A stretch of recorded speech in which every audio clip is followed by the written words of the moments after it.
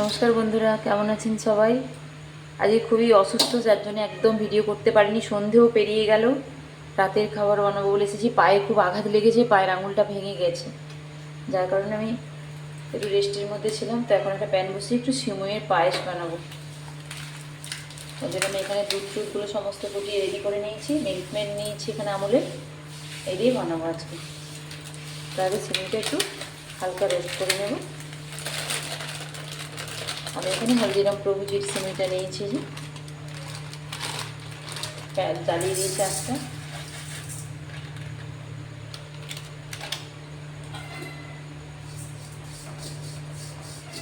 এটা নাড়াচাড়া করে এটাকে একটু মুচমুচে করে নেব।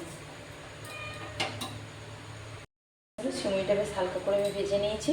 এবার ঘিটা আমি দিয়ে দেবো। স্মেলটা আর স্বাদটা দুটোই ভালো হবে।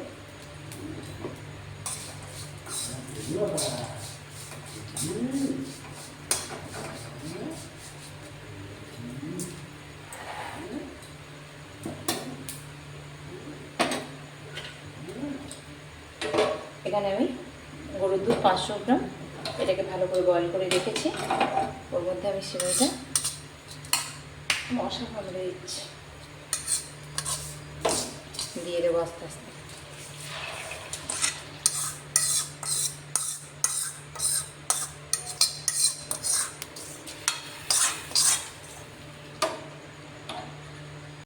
সিমইটা আমি ওর মধ্যে দিয়ে দিয়েছি। কাজু কিশমিশটা আমি হালকা, ওই প্যানে ঘি আছে, ওর মধ্যে আমি একটুখানি নাড়াচাড়া করে নেব।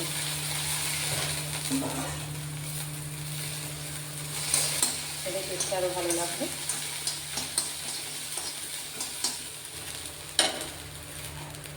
মিল্কমেড আমি সিমইয়ের মধ্যে খানিকটা দিয়ে দিচ্ছি।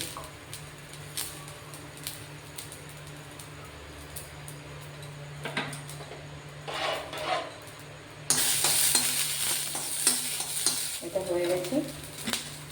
কাজু কিশমিশটা ওর মধ্যে আমি দিয়ে দিচ্ছি। এরপরে আমি ওভেনে বসিয়ে দিচ্ছি বাটিটা। তেঁতুলে রাখা এলাচ এখানে আমি রেখেছিলাম, রেডি করে দিয়ে দেবো এটা।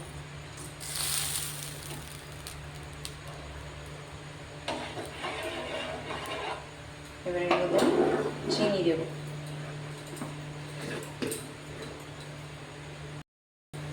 এবার আমি চিনি দিয়ে দেবো।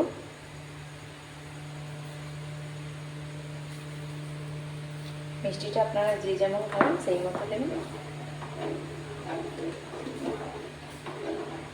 আমাকে এই সিমইয়ের পায়েসটা খেতে খুব ভালো লাগে, তো তাই আমি রাত্রিতে রুটি বানাচ্ছি, তার সঙ্গে এটা বানাচ্ছি।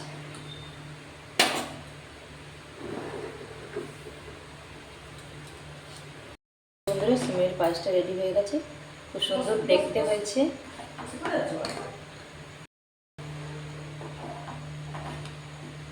সিমইয়ের ক্ষীরটা পুরোপুরি রেডি করে নিয়েছি। আর একটু দুধটা মরে গেলে ভালো লাগবে আরও খেতে, সেই মতো আমি ওভেনটা বাড়িয়ে দিয়েছি।